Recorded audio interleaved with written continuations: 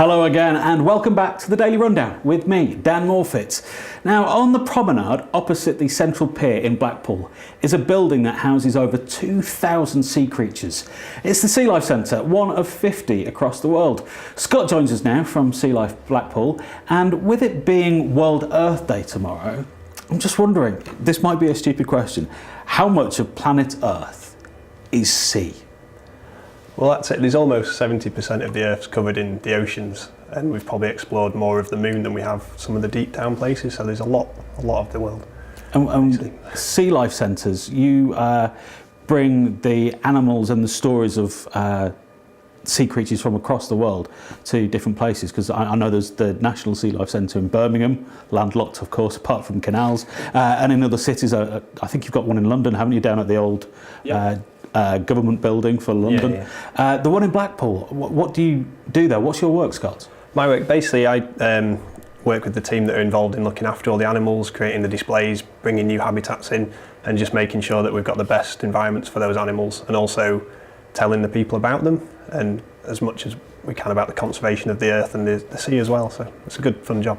And I know that in Birmingham, for example, they sort of specialise in penguins, and the one in Manchester at the Trafford Centre specialise in turtles. Do Blackpool specialise in any particular type of creature? I suppose ours would really be our sharks and our rays. We've got lots of stingrays and over 20 species of sharks, so there's lots of sharks to play with, which is good. And when you say sharks, you don't mean like great whites as in Jaws, you mean like basking sharks and tiger sharks? No, it's things like reef sharks really, things we can keep in a smaller environment. Things like a basking shark can grow to the size of a bus, and there's not many tanks we can put one of those in. Yeah. And we get them off the coast, not so far from here, sort of thing. So yeah. They're off Blackpool? Well, you can get them just towards the middle of sort of Blackpool and the Isle of Man. We go once a year to the Isle of Man to help tag them. So we can track them all over the world, and ours just popped up near Morocco, so yeah. Now, we've got a package that we're going to show about the Sea Life Centre, so it shows that you do work off Blackpool and in Blackpool, but not just there as well. Let's have a look at this. Cool.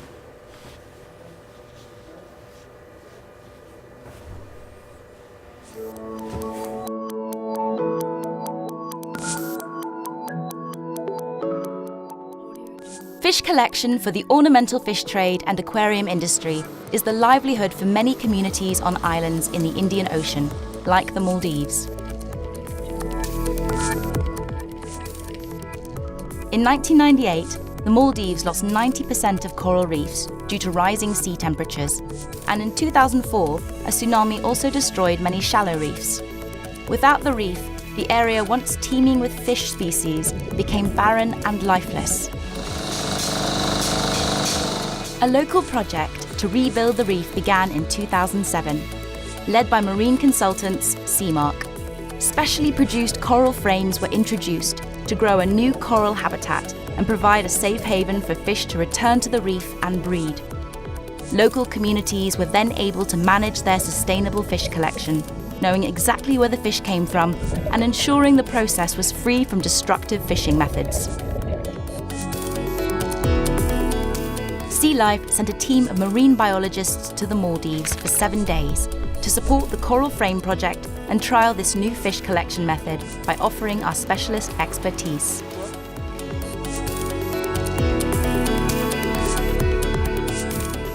Since 2007, the project has deployed 600 frames in the Maldives.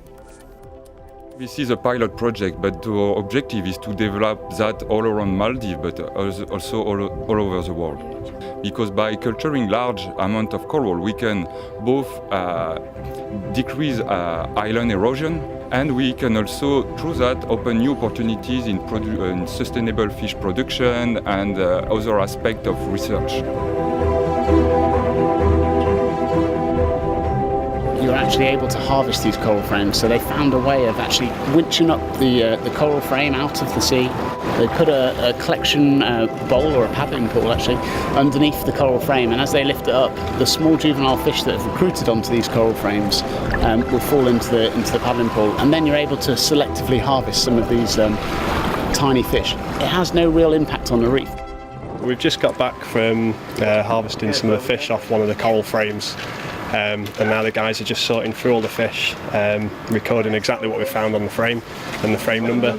Also any fish that we've not found before, we're going to photograph and document, so we've got as much information as we possibly can. It's important for us to measure the size of the fish because the smaller fish tend to travel a lot better than the larger ones. It's also a good opportunity for us to leave the larger fish in the coral frame so they can repopulate the reefs. This sustainable method of fish collection will allow the new reef habitat to grow over time. The frames encourage fish to return to the reefs and breed. Without the safety and shelter provided by the frames, fish larvae would wash away on currents or be eaten by predators. I think it's one of the biggest projects that we have been dealing with, and it's really important because we are working on conservation and reproduction on the field. So I think that bringing out all these stories that we get here and hard work that we have been doing, it will be very important for people to see that we do what we say we will do. This is a really important day for us. This is the day that all of this work comes to an end. We're basically going to pack up all the fish as quickly as we can. We're against it for time. An exciting day for us, but quite a stressful day because there's so much to happen in such a short space of time. This initiative supports local communities to protect their reef as the source of their livelihood and helps Sea Life ensure their fish can be traced directly back to source and through sustainable managed practices. This project really epitomises what Sea Life wants to do. We want to find novel solutions that can actually safeguard our environment for years to come. Sea Life's team of Working in the Wild is proud to be able to support communities like these in the Maldives. For more information, go to visitsealife.com. Now, in that video, Scott, we saw you looking slightly dishevelled. Those beautiful white beaches, that's not Blackpool. I know Blackpool. It's confusing, but no, it's not Blackpool, unfortunately. So that was part of conservation work that you were doing in the Maldives on the coral. Yeah. The coral then, it looks, and I've read this term over the last couple of weeks, bleached, because I know the coral off Australia is very heavily bleached. Yeah. What was happening in the Maldives with this? It's a similar thing there. There was a couple of problems where some areas of the corals were getting bleached. Some was where there was the tsunami a few years back. It really ripped through and destroyed a lot of the areas because they are very shallow coral reef structures. And the third problem they've got is where people haven't really understood them and they've used them for building materials and things like that and actually destroyed some of the reefs. So building with coral. Like educating that as well. And that's the weird thing. You're not just an aquarium in a tourist destination in Blackpool. You do this conservation work as well. How did you get involved with Sea Life Centre? Is it something you trained for? Did you go to university? Yeah, I've worked at Sea Life Blackpool for sort of nearly 18 years now, so I've kind of worked my way up and learnt a lot on the job and had some really good in-job training. But we do have marine biologists and all sorts coming into work, and things like the Sea Life Trust, which is a charity that's associated with Sea Life, have started meaning we can go out and work in the wild now, which is part of the thing that Sea Life's starting to push because there's 50 of us all over the world now, so we can get involved in much bigger conservation projects, which is great. It's not just the aquarium work now, it's bigger stuff as well. So. And going out to places like the Maldives and helping rebuild those coral reefs, it gives you that expertise and that knowledge and experience of being out there in the wild. Yeah, exactly. It's good to go and see the animals in the actual habitat and be able to bring that back and recreate it in your centres so that people can get the best view of the species and the best homes for them. It's unbelievable, really. When you go out to places like that, is it heartening that you're able to sort of revitalise part of the ocean floor, or do you slightly get worried about the damage that's already been done? Yeah, it's always sad when you first see the damage, but you could see in that video the frames that were covered in corals. That was just a year's growth. So we've just done another 30 frames last year. That's 30 more of these huge big frames are going to be covered in coral now, and they'll keep growing and growing. Hopefully this is a project that more people get involved with, and it's something that's taken off. And it's not just Sea Life, it's lots of aquariums, lots of zoos are doing this, and people working together. I think that's a lot of what the Earth Day is about as well. And is the conservation almost more important now than the aquariums, because people need to have that interest and people need to want to save these areas, because otherwise it is pointless having that aquarium. Yeah, exactly. There's no point in having aquariums if we're not putting the message out there of what's out in the seas and what we need to look after. That's our number one priority and our number one job really, so they have to go hand in hand, and it's really good to see this. Now, we've got a few more pictures, and I just wondered if you could talk us through them, what's in them, and the work that you've done here. So this is where you are on the feet. Yeah, that's a bit more like Blackpool.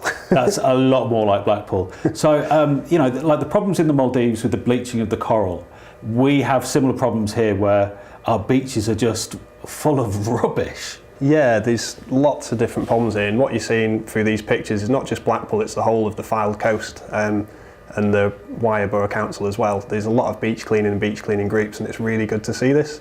But so much rubbish just gets chucked in the sea that we don't think about, and it's not just here, it's going to go off into the ocean, and plastics is a massive problem at the minute that I think everyone's starting to look at a lot more now. But the fact that they're breaking down to the point that they're in our food chain now because the fish are eating it, people are starting to take it a bit more seriously. But just from some of the pictures we're seeing them, a lot of stuff can simply be avoided by not flushing things down the toilet. The amount of cotton woolbud sticks we find on beach cleans, it's unbelievable. That's one of the biggest things we'll find.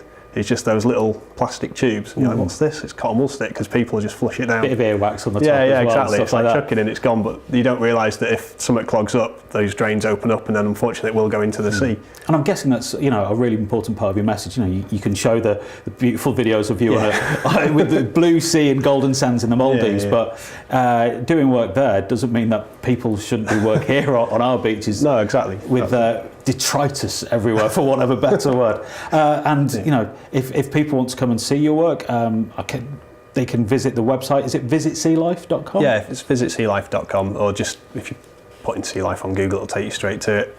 And pretty much wherever you are in the country, there's 15 Sea Lifes in the UK, and each one does a conservation group, a conservation project. So wherever you are on the coast or even inland, you're saying in Birmingham, I know they do a lot of work in the canals and things like that. So, if you want to get involved and pop down, it's always a fun day out. And if they come to Blackpool and see you can answer a few questions. Yeah, as well. definitely. That's part of the fun of it, really, because we go out under the pier as well and look, and you don't realise how much life there is under there. We find egg cases from sharks and from rays, and there's starfish and mussels. Just so close to our coast. Yeah, it's just there, and people don't realise, they can come in and see it in the tanks, but they just need to go rock pool, and you'll find loads of animals out there, and it's good to see that the beaches are becoming cleaner. Like Blackpool got the blue flags this year, which is brilliant. So, good to see, but a lot more work. Oh yeah, there's loads of work, but always is. Well, it's really good to have you in with World Earth Day being tomorrow. It's good to know that our oceans are being cared for, and our kids are getting educated about them as well. Yeah, hopefully that's the big point, really. If we can get the kids involved and keep going, then they'll be the next generation of looking after the ocean. So cool. Thank you, Scott, for coming in from Sea Life. No worries. Thank you. Next, Ashley and Emmy will return with their something to say. So please come back in about 3 minutes' time.